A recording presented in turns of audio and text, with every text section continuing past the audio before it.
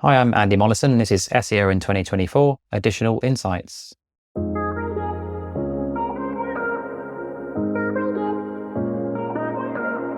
Andy, what's your additional insight for SEO in 2024? I think it's really just to keep your optimization simple, not overcomplicate your strategy, and really just make sure you're hitting the basics in what is a very complicated SEO world at the moment. So why do you think SEOs don't do that? Is it because it's just a little bit boring, not as exciting as using newfangled tools? I think literally that. I think in SEO, we're suckers for new technology, new insights, new developments. Everything is new and shiny and we've got to try it out. But you sometimes forget the basics of literally, does my page have that keyword on it? Am I internally linking correctly? Is my metadata optimized? And you can skip that part quite easily by being distracted by those kind of tools. So you talk about a few basics there. Have the basics changed much over the last few years? No, is the short answer. I think I've been in SEO for close on 15, 20 years now, and really nothing has changed in that regard in terms of the basics are still the ones that move the needle the best. And by basics, I mean things like keywords in your meta titles, keywords in the content, internal linking being correct and valid, site structure being correct and valid. And I don't think that will change that much, even with, AI being a thing. Ultimately, those things are still the drivers of what is this page about? What is it about? What is it relevant towards? And I don't think that will really change that much. But obviously, maybe the format of the page title and perhaps the length of the meta description just changes slightly depending on what Google decide to list or what they're looking for. We're also seeing Google every so often maybe displaying what they want to display from the content of the page as opposed to using the meta description from your meta section. So is there still as much need for a handwritten meta description, or is this something that can be automated? I think there still is a need for it. Ultimately, you can't totally control when Google's going to use its own discretion and come back with its own ideas. But if 9 times out of 10, it's going to be using a meta description that is going to generate better click-through rate or generate attention or grab attention in a search result, it's worth it. But yeah, you can also just test and retest and go, okay, well, of that one page that is being tweaked, why is that? Can we try a different description, see if that makes it stop doing that? Or actually, is it okay? Are you wasting your time and going, actually, actually, it's okay. Google's decided that's fine. The click-through rate for that page is just as efficient as everything else, and we'll leave it and go on to bigger and better things. And I think that's another point I was making really is about efficiencies with your workflow is it okay? Are you better off going on finding bigger and better things and just going, you know what, that's fine. Everyone else is seeing the same thing as well, and let's just leave it. And also in terms of meta descriptions, do you have any preferences in terms of the style of phrases that you happen to have in there to encourage maybe a click-through? And is there any minimum or maximum character count, for instance, that you actually recommend as well? I think with the meta description in particular, you can actually use some of the paid ad tactics when you're creating meta descriptions. So use a metadata testing tool to see what your meta description is going to look like in a search result. Think about it, the fact that you've got 2 lines to play with. Well, can you make that be more readable by making it be that line 1 is your attention grabbing statement and line 2 is your USP or selling point? You can quite easily do that so long as you cater for your character count in a way that means that you naturally make that second sentence drop onto that second line. And there's lots of good testing tools. For example, we at Reflect Digital, we've got a testing tool. So just have a search for it. And it's a good way of just testing what your appearance is going to look like before it actually gets indexed. And in terms of testing, do you ever do any split testing on meta descriptions? For instance, maybe do one category on your site, something different, and then see if that has a noticeable or measurable difference in terms of click-through rate? Yeah, for sure. We do that as well. But also we do split testing with using behavioral as part of our messaging as well. So if you're thinking about using different messaging, it might just be that actually it's not just a case of split testing on totally different meta descriptions, but what about using different phrases, different terminology, what makes somebody wants to click through to it. So yeah, definitely it's a case of doing A/B testing as well, but it needs to be scalable, not just on one page to one page, because you've got a lot of influence there. But if you've got, for example, a site that sells a lot of different products, maybe thousands of pages, well, yeah, can you put 500 pages with one type and another 500 with another type? You get a much better data sample and a much better analysis rather than doing 1 versus 1, I think. Great. And in terms of title, are you a fan of using the brand name and all titles at the end of all titles, or is that something that you only include on the homepage title? Yeah, it's an interesting one nowadays. Google's doing a lot more to just actually show you what site it is that the listing is from now anyway, by showing maybe the logo in the results and actually the brand name above the listing as well. So I think all the while that that's happening, I think the need for having your brand name in a meta title is probably a little bit unnecessary at the moment. You could use the extra character count in your favor to go, okay, well, what other keywords can I include in there? Or actually, if I'm very well keyword optimized, what else can I put in my meta titles? Can I put in a selling point? Like maybe we offer free delivery or a free trial or something. Can you start putting messages into your meta titles as well, rather than using your brand name? As with everything, it depends on what Google's doing. And if they change their guidelines or change the way they display those search results, maybe you want your brand name back again. I also say that a good strategy doesn't have to be complicated. So what's incorporated in a good SEO strategy in 2024? I think ultimately just sticking to the basics. There's a lot of value in what can I do that's going to be easy to implement, or makes it easy for my client to implement, that actually is going to have a high impact. And I wouldn't want to be moving away from any of those type of tasks until I've done all of them. So once I've completed all of those easy to achieve, medium to high level of impact tasks, only then would I move on to page specific optimization, or I don't know, backlink building or internal linking analysis, something like, a bit more structured, a bit more complicated, which just really goes back to my point of keeping SEO simple. The basics that worked 10, 15 years ago still do work today. And if you haven't applied those, don't go and make your life more complicated. Tick the boxes first and then go and have a look at the detail afterwards. So how do you determine if the level of impact is likely to be high? I think there's a few key indicators in terms of, for example, meta titles are one where I'd go, well, is this page short in a meta title? Does it have the keywording in place? One particular case study we had was a client where they hadn't optimized meta titles, and it was a very clear opportunity to do that. And by making that change of creating keyworded templated meta titles across their whole site, it was a very simple change, a 5-minute job to a template that they had. But it meant that every single page, every single product, every single category now had keywording in the meta titles, for example. And year on year, that change made £62 million, which is mad from something that's a 5-minute job to do. And I think that kind of optimization would have been missed if you went down a route of trying to do things in a more detailed manner. And that's not pounds of weight for our American friends. Correct. That's GBP. And you also mentioned internal linking towards the beginning of the episode. So do you have any preferred internal linking strategies, tactics, structures? Yeah, definitely. I think the first and foremost one is to look for ways you can do internal linking across your whole site. So let's say you've got a key page. Well, first and foremost, is it in the navigation? Is it in the footer? That should be a given. But if it's beyond that, how else can I improve internal linking to that page? Is it by adding things like breadcrumbs, or is there a widget that exists on lots of pages where you can add a link to it?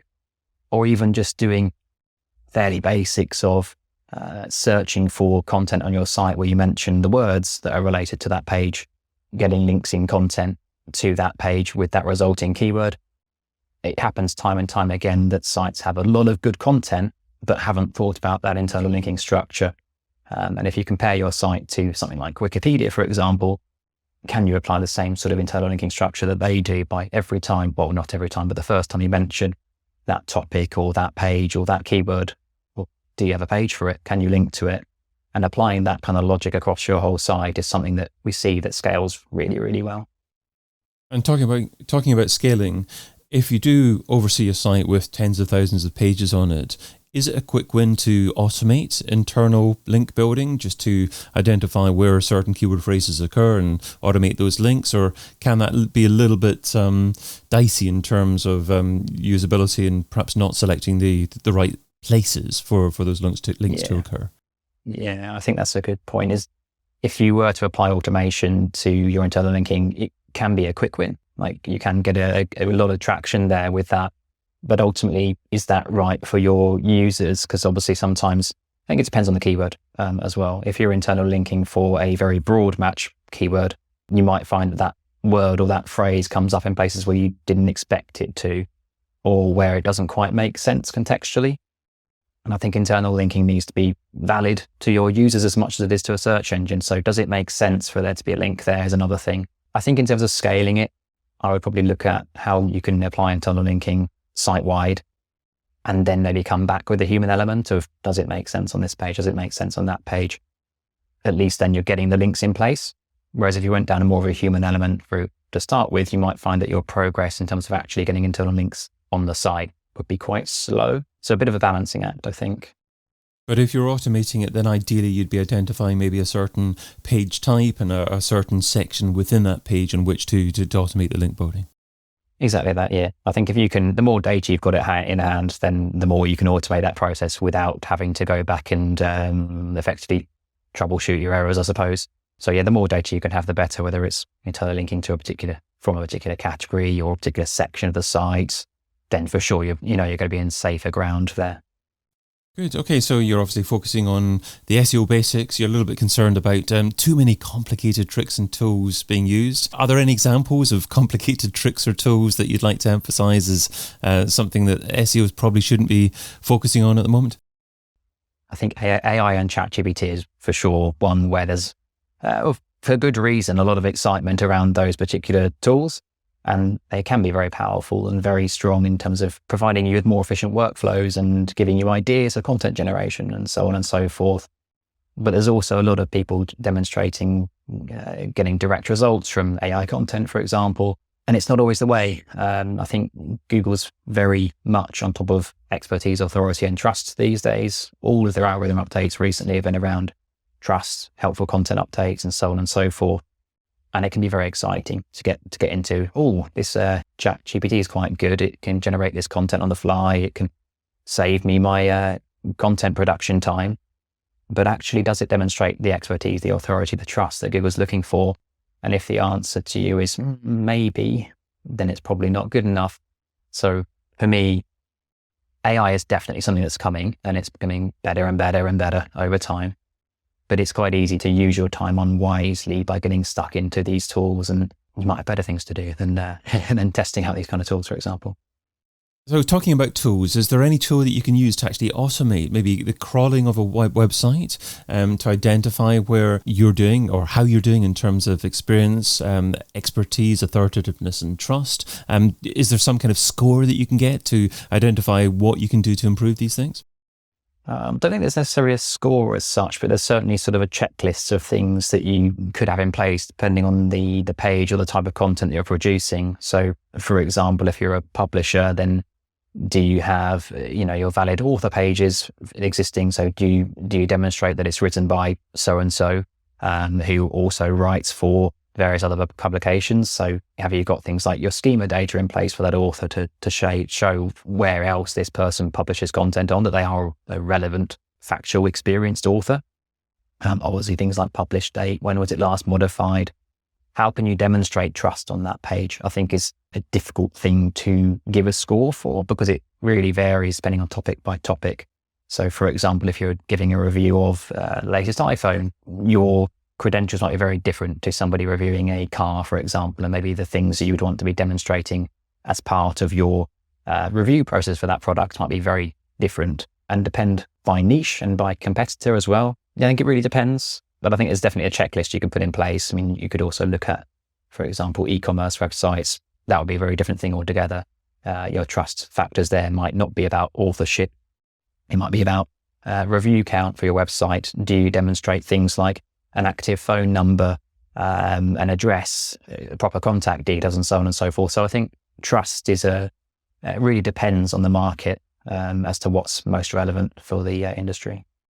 Understood. Okay. But in terms of identifying the pages that have the biggest opportunity, is it just simply looking at the pages that perhaps are ranking second page in the SERP, that maybe have a good traffic driving opportunity if you did actually get it onto the first page, and then seeing what you can do to optimize that for it?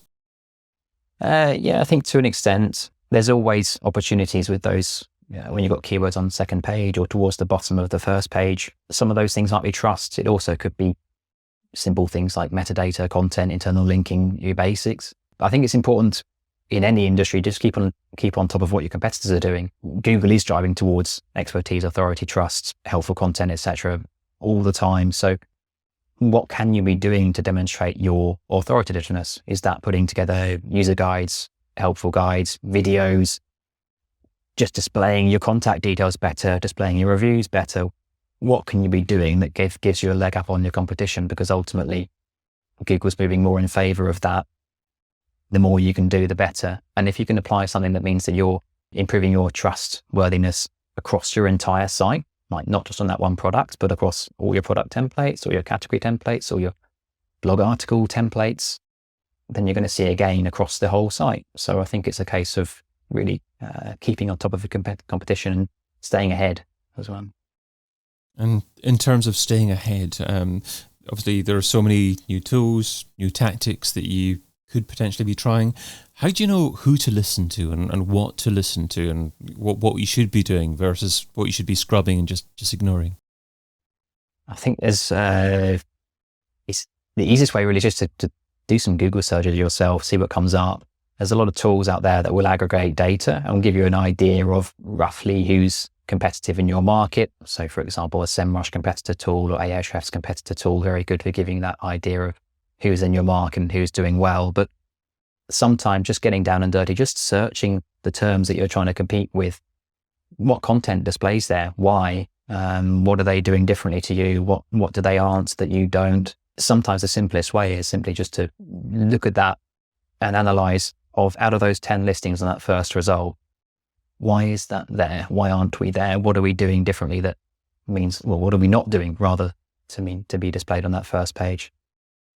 Great. Okay. Well, you've shared what SEO should be doing in 2024. So now let's talk just briefly about what SEO shouldn't be doing. So what's something that's seductive in terms of time, but ultimately counterproductive? What's something that SEO shouldn't be doing in 2024?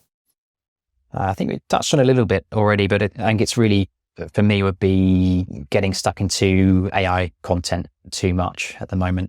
Been trying a little bit at the moment in terms of trying to get AI content and scalability in place for some particular clients where maybe there's hundreds of category pages that need content or thousands of category pages that need content. Then suddenly the thoughts of going down the route of getting AI to write all that category copy for you can be really very enticing.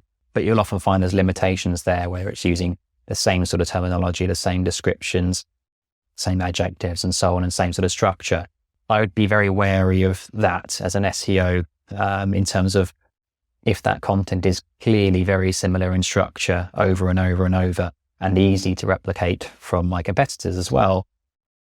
What's the benefit for my site, my users? And is it easy to detect? Because ultimately, if it's obvious to me that it's AI produced content, Google's going to know the same thing. And at that point, yeah, like I say, really, if your competitor can literally do exactly the same job as you, then you're not doing anything better than they are doing. So for me, it's a case of if you're going to use AI content, use it properly. What prompts can you put in place to make sure that the content you produce is unique? And if you're going to scale it across hundreds of categories or pages or whatever you're looking to do, how can you make sure that your prompts are varied enough? That means that your content is different enough across different pages as well. But at the moment, it's just a little bit not quite there yet for me, is the AI content generation. It's exciting, and people, I'm sure, are spending a lot of time digging into it, but that a lot of time digging into it could be being better used in terms of, like we're saying, talk about demonstrating your trust better on your website. What can you do to actually help your end users? And I don't think AI content is necessarily the way to do that just yet. Andy Mollison is head of SEO at Reflect Digital. You can find him over at reflectdigital.co.uk. Andy, thanks so much for adding your additional insight to SEO in 2024. Thanks, David. I've been your host, David Bain. You've been listening to an episode of SEO in 2024 Additional Insights, a Majestic series that complements the original SEO in 2024 podcast, video series and book. Find out more at SEOin2024.com.